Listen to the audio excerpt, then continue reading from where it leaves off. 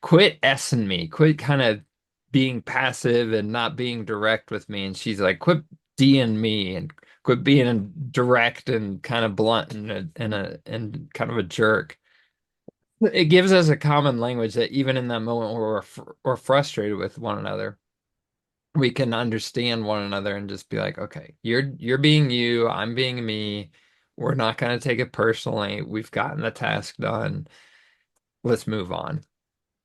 So having that common language helps us understand one another and be able to alleviate some of the tension. Connection is key. Be authentic and connect with your people and let them know you care. So, welcome to another episode of our podcast, The Art and Science of Difficult Conversations. My name is Lucy. Chris is not with us today, but I have a special guest today, Randy Wheeler. Randy, would you please share a little bit about yourself? Well, thanks so much for having me here today, Lucy. And my name is Randy Wheeler. I am owner of Wheeler Coaching. And I get the opportunities to serve different leaders and help them think into their leadership. And one piece of what I get to do is help them understand how to connect better with the people they work with because maybe they think, man, people don't understand me. And I help them understand the different communication styles to help them connect, which will help them have both normal conversations better with better clarity and some of those difficult conversations in a way that is easier for them to understand one another. Very cool. So, thank you for joining us. Thank you for your time and being flexible. We had a little technical mess up, but we made it work. Now, what would you say is based on your experience, what is the most frequent communication challenge that your clients or you personally that you've noticed? Um, just actually the challenge is not communicating enough. Hmm. People not communicating frequently enough. So when I'll go into organizations, some of what I help them with, I'll help them with their communication, I'll help them with their leadership, I'll help them with teamwork. And what I find is that sometimes they don't have a rhythm for regular communication, whether that rhythm is for strategic communication of where's the team going, where's the organization going, or whether it's just for, weekly reporting or there's not a system in place for them to communicate effectively with one another, whether that's norms of communication around, hey, make sure you copy this person in with email communication, have a system in place. People use CRMs to help track the communication that's occurred with team members to people outside the organization.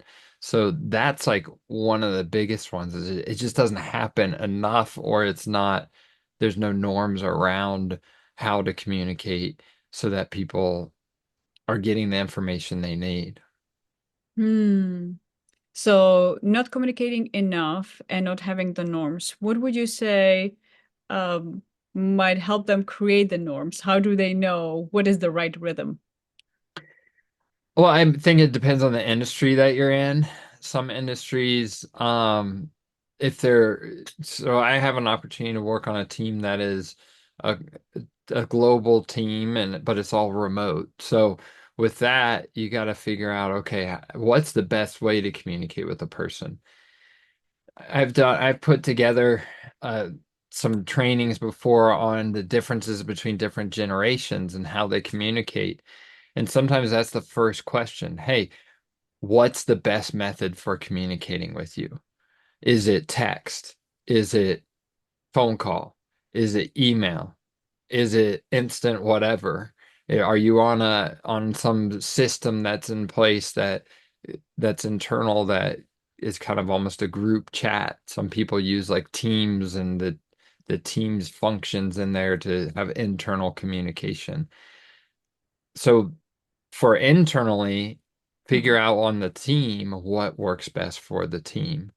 Whether that's, hey, we're all remote. Like I work with different organizations that there's people out in the field doing manual labor and well, email's not really a best communication tool, but something like a text or a phone call, those are going to be more effective. Uh, so you just got to figure out that first, what's the method, and then Mhm. what's the rhythm? What's the rhythm that you're going to communicate on? Are you going to have regular check-in meetings? How are you going to communicate what's going on with the people in your on your team in the field? Like if you have a sales team, what kind of rhythm of communication do you have? I'm the first one to say, hey, I don't like meetings. Like just a meeting to have a meeting. Like have a meeting with a purpose. But meetings are Mm. essential for creating good and effective communication. So what I'm hearing, the first meeting somebody needs to have is about the frequency and method. How do we communicate? Communicate about how do we communicate and get an agreement on that so that the future communications can be more effective. Now, let's say they already have the rhythm and the ways, the methods of communication. What would you say might make these conversations sometimes more challenging? Not speaking their language. Hmm. So, there's a couple different tools that I'll use with people. One of them helps you understand the four different personality styles that Mm-hmm. that are this has been in existence since, 400 BC that they said, hey, there's four different approaches, earth, air, fire. I always want to say earth, wind, and fire, but that's a musical group for really old people. So, so there's these four different communication styles, understanding those styles and understanding who you're talking to. And then there's another tool I use, so that's called DISC. And the other one Mm-hmm. is called Working Genius. I'll use that with teams and groups to help them understand their work performance style and understanding how they perform at work effectively. And that gives two forms of language to understand one another. So, for example, let's say you are having a conversation, a difficult conversation with somebody, and they are a more reserved person and they don't like confrontation. Mm. Then if you're more of a direct to the point person, you may need to lighten how you deliver it instead of just being like, "Hey, what you did, your performance on that project was not any good. You need to fix it." Some people that'll work, but for a large majority, that approach probably is going to shut them down instead of opening them up. So then adjusting the style and even how you say what you do so that you can connect more effectively with a different person. So understand those different styles and approaches to Mm-hmm. communication, understanding work performance strengths, those can both help understand and give you a language of how to connect more effectively with the different people that you're leading. So it sounds like really having a disconnect, not understanding the styles, not understanding the different performance styles, can get into make difficult conversations difficult because of the misunderstanding, misalignment, let's say. Yeah, so yep, when you're speaking the way you like to be spoken to, Mm-hmm. that's not how they like to be communicated to, there's gonna be a miss. I my wife and I actually have this. We know our personality styles. One Nice. day I'm up in my home office and she had come home and she sends me a text and it was like, "Are you gonna move the garbage?" And I'm like, "No." And then she kind of replies back, it's like, "Well, could you?" And I come down eventually and I'm kind of huffing and I'm frustrated and I'm like, quit S-ing me, quit kind of being passive and not being direct with me. And she's like, quit D-ing me and quit being direct and kind of blunt and kind of a jerk. It gives us a common language that even in that moment where we're frustrated with one another, we can understand one another and just be like, okay, you're being you, I'm being me. We're not going to take it personally. We've gotten the task done. Let's move on. So having that common language helps us understand one another and be able to alleviate some of the tension. Hmm. I love that example. So it sounds like it's not just in the team environment that these things could be helpful, but also in the personal life. Oh, absolutely. Absolutely. The more we understand ourselves, it's going to help us better to lead others at work and lead ourselves and others in all areas of our life. When understanding ourselves, here's a question. What brought you to this journey and the focus on communication and difficult conversations and leadership? Yeah, so for many years I was in the sports performance industry, and in the sports performance industry I had to work with a lot of different people at one time and have candid conversations frequently. Hey, you're not on task, you're on task, and also help them. In my role, I didn't have any leverage, so all I had was influence. My Hmm. job was to help them to work hard towards whatever sport they were playing. Fast forward for many years, I was doing that, went back to school, got a master's in organizational leadership. And then I learned about the Maxwell Leadership team, which I joined that as an opportunity to say I was developing leaders where I was, but I wanted to expand my reach. I wanted to be able to help people lead better at work so they can lead better at home, transform homes, transform communities. That's kind of why I do what I do. Because everything starts with leadership, and communication is just one element of that leadership. One of the what I call the four pillars. There's communication, there's teamwork, there's leadership, there's self-leadership. They all are foundational to being a person of influence.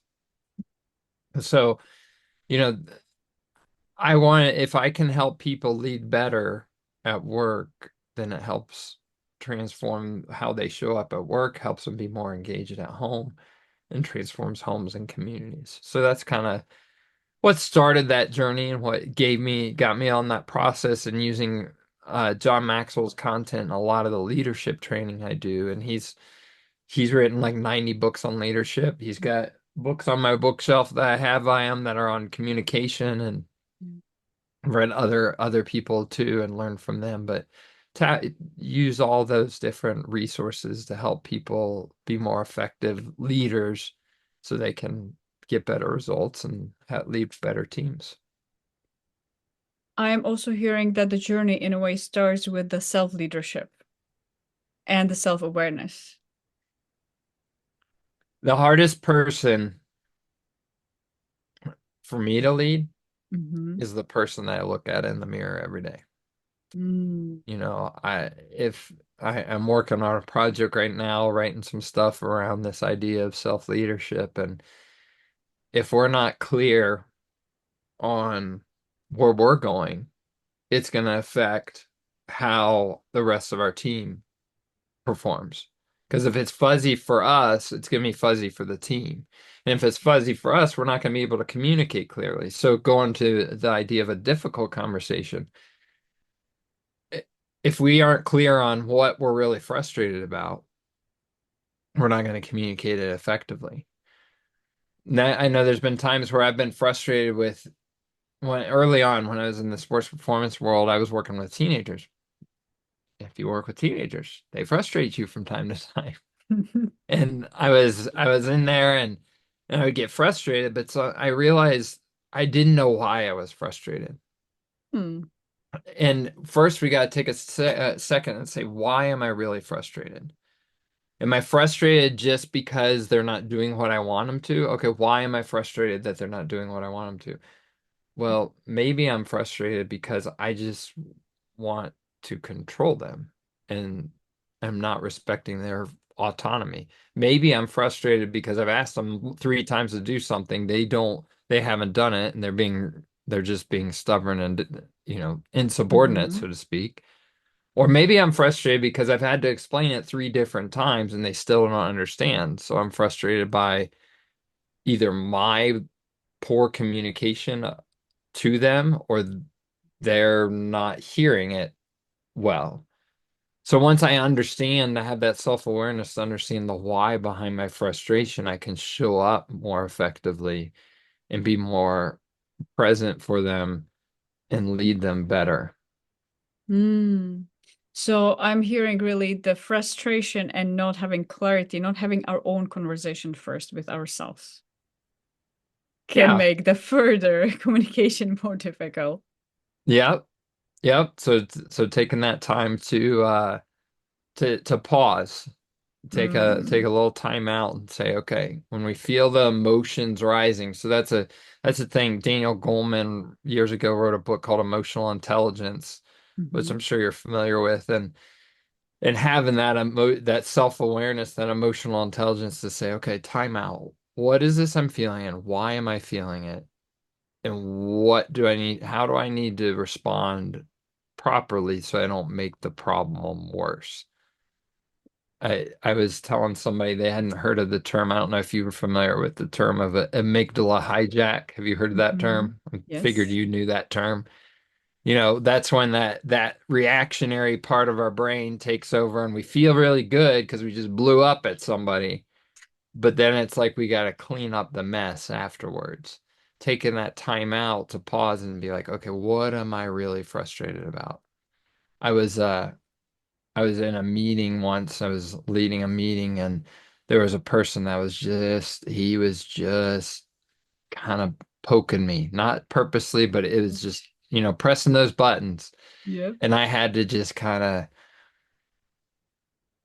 just be quiet, take a deep breath, slow Hmm. down. And for us to have those difficult conversations, we got to understand ourselves. What is the thing that causes us to get triggered and pushes our button and be aware enough of ourselves and how we're showing up so we can show up well for the other person to have that conversation. And it may require taking a time out and waiting to have the conversation later. Makes sense. So not really have those conversations when we are in that heightened, when we are hijacked by our Exactly. survival brain in a way, Exactly. and are Exactly. frustrated and fuming. Yep.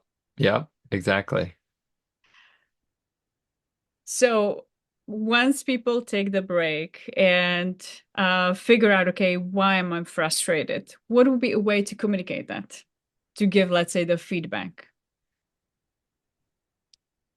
Um, one tool to use is, I mean, this is a it's been around for a long time, but kind of that I feel statement. Hey, I feel frustrated because and framing it around us for the purpose of not blaming it on the other person.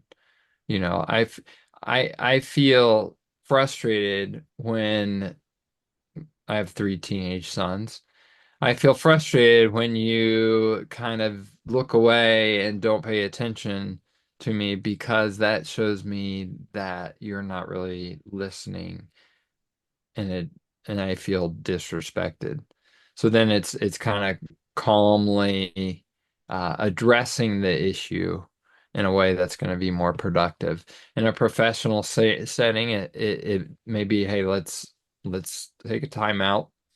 Let's get our cool, and let's revisit this topic. It seems that we're all a little excited about this. Let's table this topic and come back to it. Hey, we're going to talk about it tomorrow at this time, or hey, Joe, let's meet one on one and talk about this further. It seems you got a lot of thoughts on this, and but we need to keep moving forward in our meeting.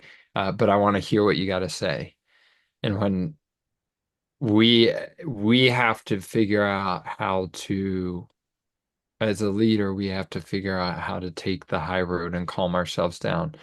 And I say that knowing full well I don't do it well all the time.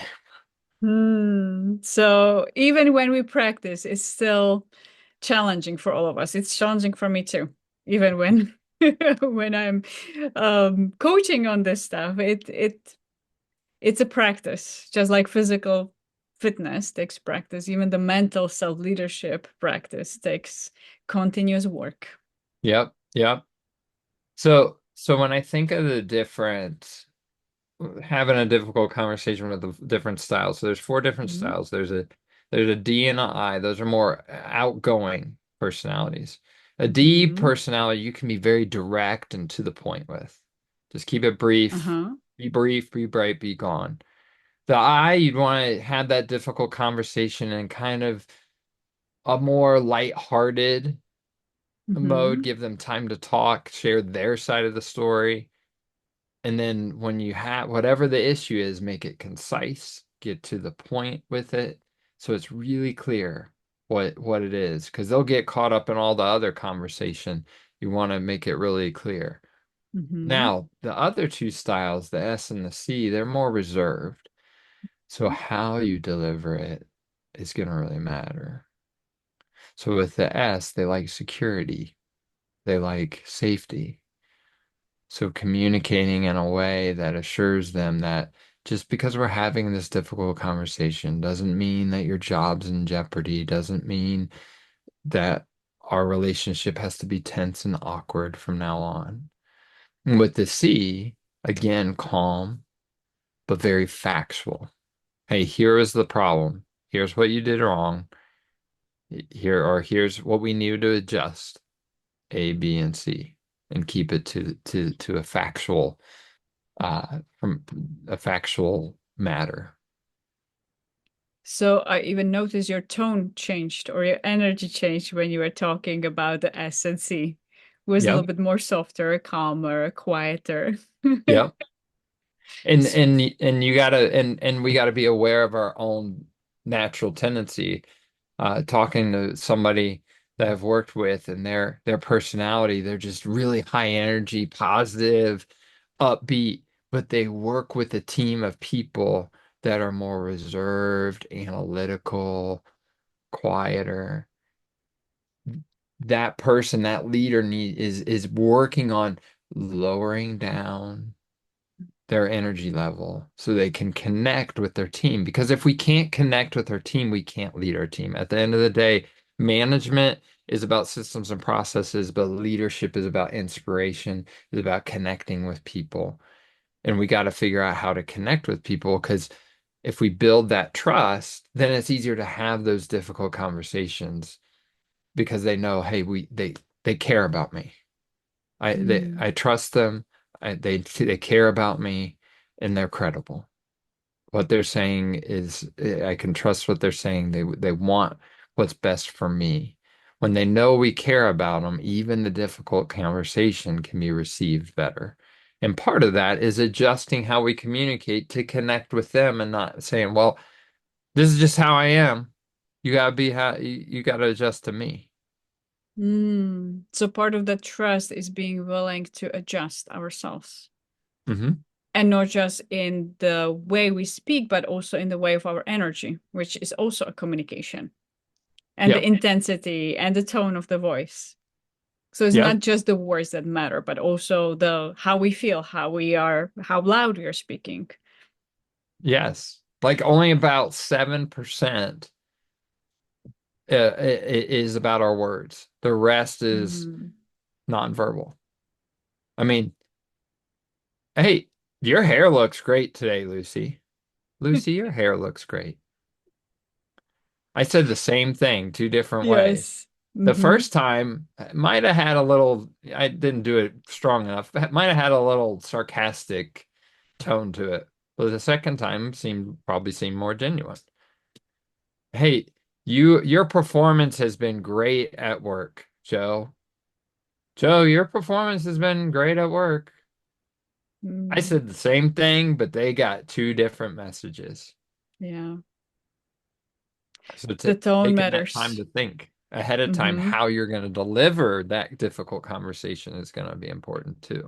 So I'm hearing also the preparation. So what would be some steps that you would recommend people take when they're preparing for having that difficult conversations with somebody? So, first, what is the issue? What is the real Mm. issue? And maybe two buckets to put it in is this a performance issue or is it a behavior issue? Mm. Now, another question to ask yourself is where am I at fault for this problem?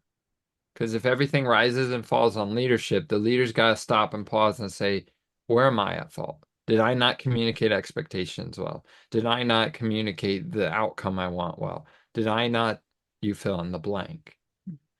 So so taking that time to pause and look at where you're at fault so you can come in maybe with the appropriate humility if necessary and say, "Hey, we messed up with this client. I didn't set you up well, but that's what I did wrong. Now, here's the two things that I see that you could do better.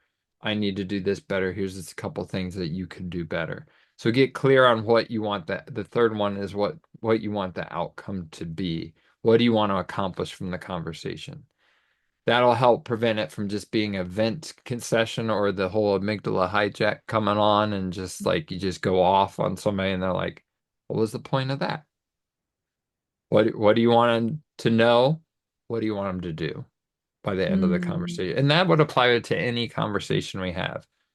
If I'm clear on what I want you to know and what I want you to do, and you're clear on having heard that, the conversation's gonna go much better. You've also mentioned performance issue or behavior issue. Um, you've mentioned before the performance styles. What are some key performance styles? So in Patrick Lencioni's book, The Working Genius, he talks about these six different stages of any kind of work. So there's wonder and invention. So that's where you're like, okay, hey, I wonder if we could make this room brighter. Oh, I got some ideas of how we can do that. Maybe we could drill some holes in the ceiling and put some box lights in there, or maybe we could hang some more lights or so that's the first two stages. And then the next stage is discernment. And so that stage is, well, that's gonna work. The box lights that could work with the ceiling we have here, but I don't know if hanging lights because I got an angled ceiling. That's probably not gonna work right. Okay, so you got wonder, you got invention, you got discernment, then you got galvanizing. Somebody else comes in like, yes, we're gonna put some box lights in there. Let's go. Let's get some other people in there to help you, Randy, and we're gonna get this done. Now, if it stops there, nothing gets done because you need enablement. Enablement's the person that comes alongside and says, hey, I'll go to Lowe's, I'll get the lights, I'll bring everything back so we have all the tools we need. But if it stops there, nothing gets completely done because you need tenacity. Tenacity says, all right, let's finish this. Let's make sure, hey, you said you're gonna put the lights in, put the lights in. So you got those six different work performance areas that people will have uh, so, that will give people fulfillment. So whichever one of those areas gives them people the most fulfillment, they'll gravitate towards, they'll have more engagement at work. So if like say you're having a performance issue at work and they're never getting anything done. They get almost to the finish line but don't push it across. If you know that maybe one of their frustrations is tenacity, you could partner them up with somebody that's better with tenacity so you can so they can help them get it across the finish line because maybe they're good at thinking up the idea and discerning what the best idea is, but getting it done, that's draining for them. It doesn't excuse them, and that doesn't mean, oh, you don't have to finish work, but pair them up with people that complement them so they can do work more effectively. And it gives that common language again to understand, ah, Joe never gets stuff done. What in the world's going on? Oh, okay. It's Mm. frustrating for you to do the tedious part of getting it across the finish line. Okay, let me lessen the amount of tasks you have to do that have to get it across the finish line. So it helps create a language for having those conversations. Oh, I see. And so let's say somebody doesn't know the styles or they don't remember, they haven't done the training yet. Yeah, Seems like through the questions, checking in with themselves first, what frustrates me, yep. and then communicating with the other, probably also asking them some questions. to find out what's really their frustration. So not only just awareness of ourselves, but also awareness of the other, Yep. which your system can support that. So they can have the better difficult conversations. What would you say has been one of your hardest conversations in your life? Mm. One If of you're my hard, comfortable. Mm-hmm. oh, one of my hardest conversations. You're putting me on the spot here, and Mm-hmm. I'm not. I'm locking up on you here. See, the thing for me, I think why part of why I'm locking up. So when I talk about the different personality styles, I'm Mm-hmm. kind of a direct. I can tend to be a direct and blunt person. So, Mm-hmm. um, I, I'm blanking on you on this one because I'm Lost. just like it. I think what makes my way to answer it kind of indirectly is the conversations are harder for me because if there's something to talk about, I want to talk about it and let's just put it out there and get it over with. Um, but when it's drug out and it's like, oh, we're gonna have a conversation. And I've had some conversations, it was more I was involved in the conversation. I wasn't initiating the conversation, but it was a difficult conversation involving me.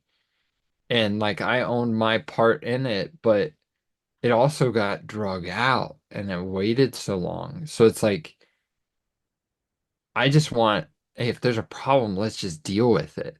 I think that's what, for me, I want to, if there's a difficult conversation, let's just have it. I'll just call a spade and let's move on. We don't have time for waiting and drama. Mhm. But when it's waited on, or I'm trying, or the other party doesn't want to have the conversation yet, that Oh. drives me nuts because they're just Mm. not ready. And that may be their Yes. style. They may still be processing. They need some space, whatever it is. I think that that's what's been hard for me, especially in my personal life, just with people close to me, that it's just like, I'm like, let's just deal with it right now. And they're just kind of sitting on it. And I'm like, is something wrong? Nope, Mm. nothing's wrong. You sure about that? I think something's wrong. I think I know I didn't completely answer your question because nothing came to mind, but I think the waiting on dealing with the issue is what drives me bonkers and makes the conversation harder because then you're thinking about it more and more, and it's like Mm. analyzing it instead of just talking it out and dealing with it. Makes sense. Well, in a way, it seems like you are very comfortable having those difficult conversations in a way. You just want to, let's get it done. Let's get it out of the way. Let's say whatever we need to say to get it out of the way and get back to work, let's say. Or really, Yep. which is your strength of part of your personality. You want to get to the point, just get it moving. And also can be a point where I create more conflict unnecessarily.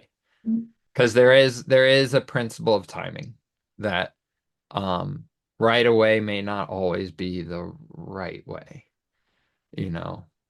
Um Sometimes it is appropriate to wait and not call out the elephant at that moment because the timing may not be right. And that's John Maxwell in his book 21 Irrefutable Laws of Leadership talks about the law of timing and Oh. that's one of the principles of leadership that you got to know when is the right time to deal with something and to lead. Lots of questions now uh, about the timing. How would you know that the timing is right? What are the signs? I think part of that depends on the issue Mm-hmm. um, and the urgency of the issue. Mm. Another part is the importance of the decision. So there's the issue, like if it's like, you know, you're running into a fire, you need to just deal with it right away. If it's, hey, we are looking at investing a lot of money into this new software, into this bringing on a new person on the team, um, and there's opposing views on it, you're gonna want to give it some time to keep talking it out, processing it out, because the weight of that decision, the cost of that decision is going to be high. So, I think those are two things that you definitely want to consider on the timing is the urgency and the impact of the decision. Makes sense. Now, when we go back to your personality style, I work with leaders that are saying, have similar personality styles. They are getting things done, and that's why they got to that leadership position. Mhm. And at the same time, they're getting feedback from the team members or from somebody else that they are being perceived as sometimes arrogant, sometimes being rude in Mhm. the conversation, that people feel pressured or not appreciated. What would be your advice for them? How can they learn to become more patient with people? How do they learn to adjust when they just want to get things done?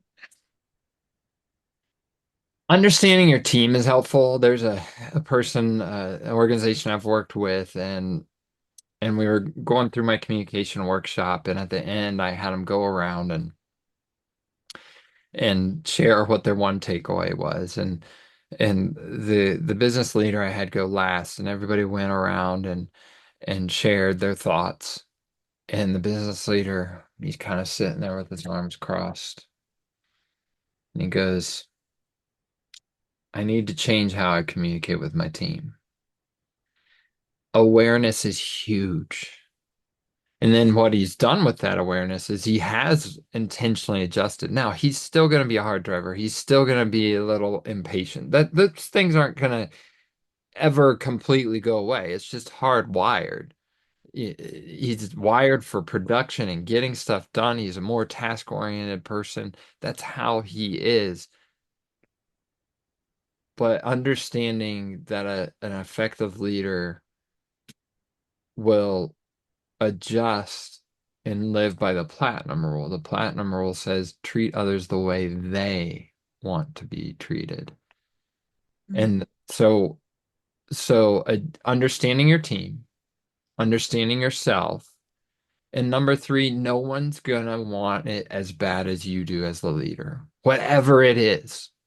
Maybe if you're the captain of a sports team, if you're the CEO of the organization, if you're the owner of the business, the founder of the business, the leader of the team within a larger organization, no one's going to have as much passion and drive as you are. That's just a fact. It's just how it is. So take that into account. Don't lower your expectation. But slow down enough that you can say, "Hey, here's where we're going, everybody.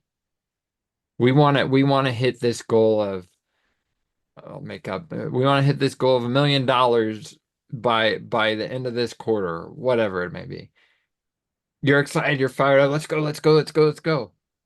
Okay, hey Joe, this is how I see you playing into this.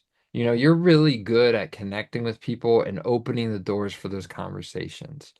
And I see you being able to get us new opportunities. I appreciate you. Now go get it. Let's keep me posted. Let's meet once a week. Tell me how you're doing, what new relationships are developing. So slowing down enough to connect with the people to help them see your vision or your why and how it aligns with their why and what's important to them.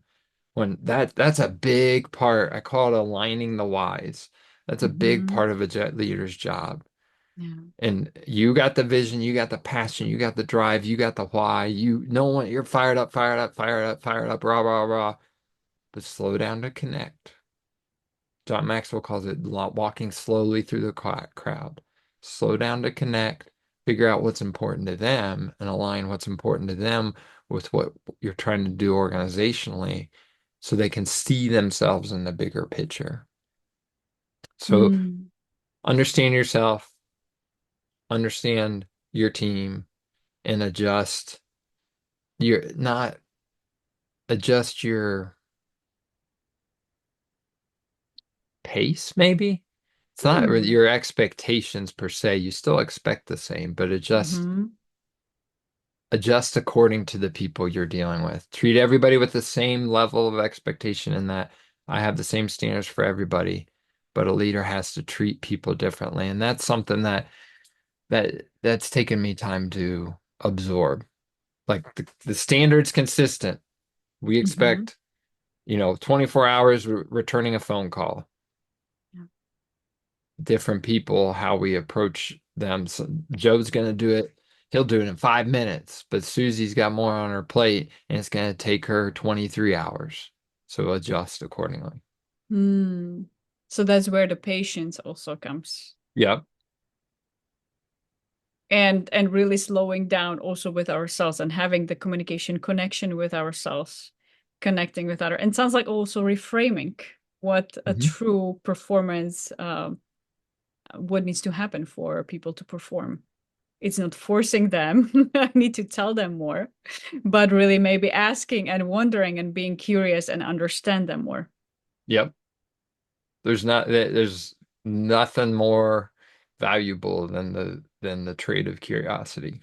Okay, there's things Mm. more valuable, but curiosity is a very valuable trait of Yes. just instead of just and I'm talking to myself here. Mm. Instead of just flying off the handle and assuming, get curious and wonder. I mean, if somebody, anybody that's a parent understands the tendency is just fly off the handle and get frustrated. Why not slow down and get curious? Oh, what made you decide to make that choice? It's a lot easier to fly off the handle, a lot quicker and more Mm. efficient. But it's probably not the most effective. And I'm talking to myself on this one, not as one that has mastered it. So, We are all work in progress. There could be absolutely. people on the other side that maybe are very patient, very understanding, Mhm. and maybe they need to learn to regulate their strength. Yeah, there's those some of those personalities are when I talk about impatience, they may be patient to a fault that they Mhm. won't have the difficult conversation because they just don't want to deal with it. Yeah. So they gotta do the flip instead of Yeah. slowing down. They need to um increase their intensity, so to speak. They need Hmm. to, just figure it out and say, I got to have this difficult conversation for the sake of the organization, for the sake of the team. I got to do this. Pump yourself up and just go for it. That's part of leadership. You got to have difficult conversations even when you don't want to. And more people are the latter than the Mm. former on a pure percentage standpoint. Because Yeah. only about 14% of the people are in that D and I area. So that leaves Mm. everybody else in the S and C, and the S's don't like confrontation. But S's are great leaders because they're great team builders. They just need to also be willing to have the difficult conversations.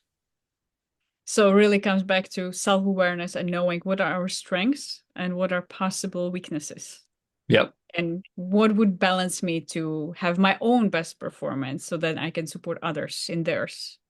Yes. And having that outside person to help you understand yourself is always helpful, whether that's a somebody on your team or somebody completely outside that's like a coach or a mentor to you. So you've shared so many takeaways and wisdom nuggets. What would you say in one sentence if you were to summarize it, bottom line it? If somebody starts listening just now, what would you want them to know? Connection is key. Love it. Connection is key. Be authentic and connect with your people and let them know you care. If you connect with them and you're authentic with them and you let them know you care, it's going to open the doors to be able to have those difficult conversations and just take time to understand them. Seek, as Stephen Covey said in Seven Habits of Highly Effective People, seek first to understand, then be understood. And that will take us very far to having healthy relationships that we can have difficult conversations and build a healthy organization, a healthy team. Because if we're not, difficult conversations are part of it all. And if we don't have them, we're gonna eventually it's gonna hit us in the face and we're gonna have to deal with it urgently in a crisis. So connect, understand your people, and value them. I love it. Thank you. Now, connect how people can connect with you. When they say, I need Randy in our organization, we need to learn to communicate and work better. How do they connect with you? Yeah, a couple ways. You can go to my website, leadwell.biz. There's actually a free assessment on there on the 4 pillars of leadership to assess how your leadership is. You can also connect with me. You can email me directly at randy@wheelercoachingsystems.com. Love to have a conversation, serve you in any way I can, help you connect with your team better and lead your team better and build your team better. Thank you. Thank you so much, Randy, for joining our podcast and sharing your time and wisdom with us. Appreciate you. My Have a pleasure. Thank you for having me.